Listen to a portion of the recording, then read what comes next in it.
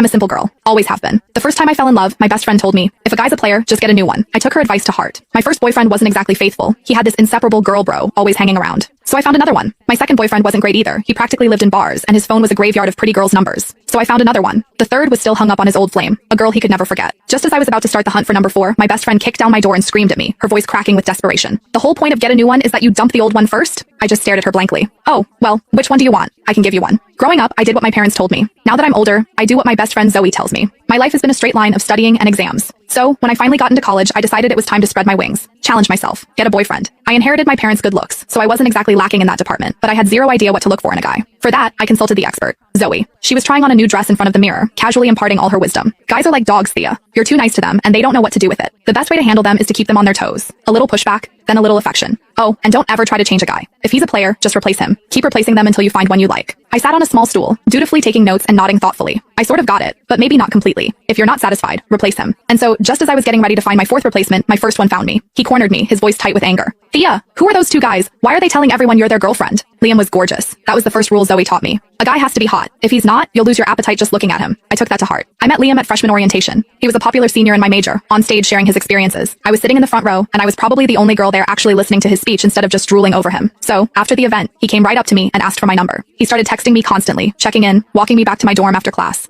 On weekends, he'd take me shopping off campus, to the movies, out to dinner. He'd bring me bubble tea and snacks when I was stressed from studying. He even bought me a ridiculously expensive necklace. For the first 18 years of my life, my world had been a placid pond. Liam was the first stone to ever make a ripple. So when he asked me to be his girlfriend, I said yes. What I didn't expect was that after we got together, I'd discover he had a best girlfriend who was practically attached to his hip. On one of our dates, Liam's girl bro showed up uninvited. She slung an arm around his shoulder like they were buddies and winked at me. The girlfriend won't mind, right? Me and Liam go way back. We're totally platonic. Liam just sighed, but he was indulgent. Thea's super understanding. She doesn't get hung up on stuff like this. I just smiled, watching how close they were. I remembered Zoe telling me that some things were only for a boyfriend and girlfriend. So, were they a couple? What did that make me? The other woman? For our 1-month anniversary, Liam took me to an amusement park. We were having a great day, mostly because his girl bro Tanya was nowhere in sight. But as dusk fell and we headed for the Ferris wheel, she popped up like a weed. She had that same overly casual look on her face as she linked her arm through Liam's. Liam! What a coincidence. You're here too? He smiled at her. Tanya, what are you doing here? Did you come by yourself? Yup, she said, her voice tinged with something sour. You know me. I can't stand hanging out with other girls. There's so much drama, and the guys were all busy today. They stood there chatting as if I didn't exist, as if I were just a stranger passing by. Finally, Liam seemed to remember me, though there wasn't a hint of apology on his face. Thea, Tanya's here by herself. Why don't we let her join us? At that, Tanya finally looked at me, plastering a look of regret on her face. Oh, the girlfriend. I didn't even see you there. You're not mad, are you?